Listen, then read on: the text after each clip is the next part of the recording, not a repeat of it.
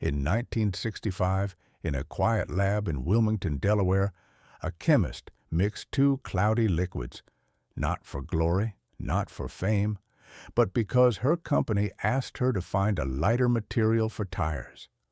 What emerged from that beaker was a thread so strong it could stop a bullet, shield an astronaut, protect a president.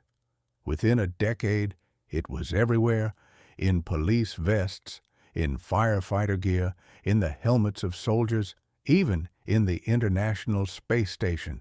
But when the patents were filed and the profits poured in, her name was nowhere to be found. Who was this woman, and why did the world forget the person who made heroes safer?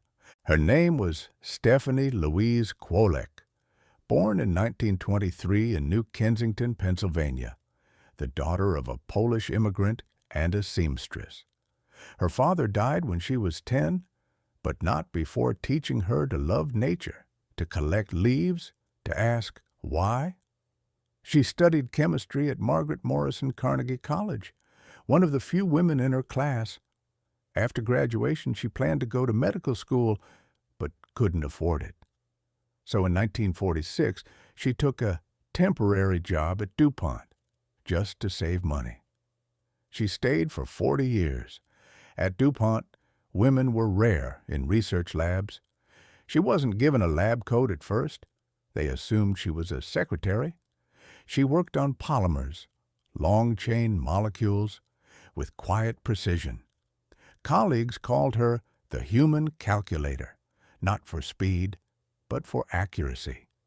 She never raised her voice, never sought the spotlight. She believed, if the work is good, it will speak for itself. By the mid-1960s, DuPont was racing to find a replacement for steel-belted tires, lighter, stronger, more fuel-efficient. Kwolek was assigned to the project. She experimented with aromatic polyamides, long, rigid molecules that could line up like soldiers. One day, her assistant brought her a solution that looked wrong, cloudy, thin, watery, not viscous, like it should be. "It's probably ruined," he said. But Kwolek said, "Let's test it anyway." They spun it into fibers, and when they pulled them, they didn't break. They resisted, 5 times stronger than steel, pound for pound. She called it liquid crystalline polymer. DuPont named it Kevlar, a brand, not a person. She filed no personal patents. She signed everything as a DuPont employee. She didn't ask for royalties. She didn't demand credit. She simply returned to her lab and kept working. In 1971, Kevlar hit the market, first in racing tires, then in cables, then, in 1975, in bulletproof vests.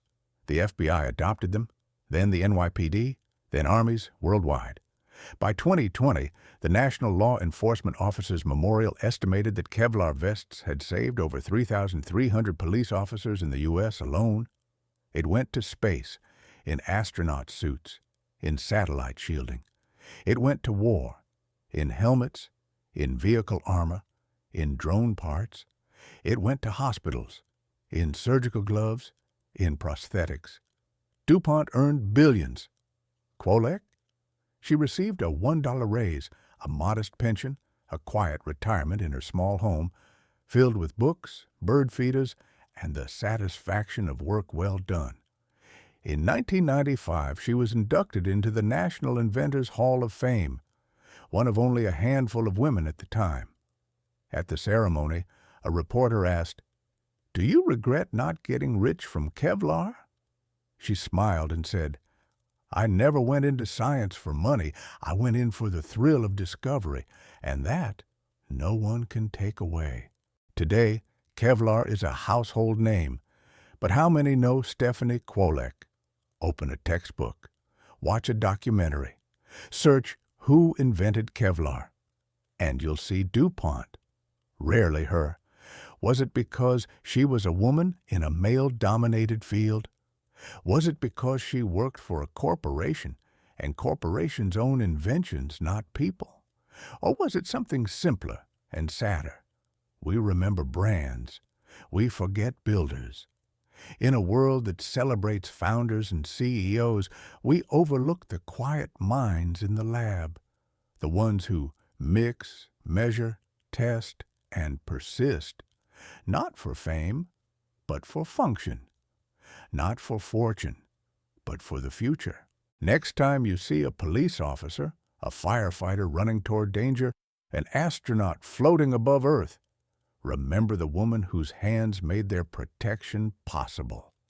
Remember Stephanie Kwolek, the chemist who spun safety from two cloudy liquids and asked for nothing in return. Because history forgets the quiet ones, but we don't have to. If this story moved you, share it, so her name lives on.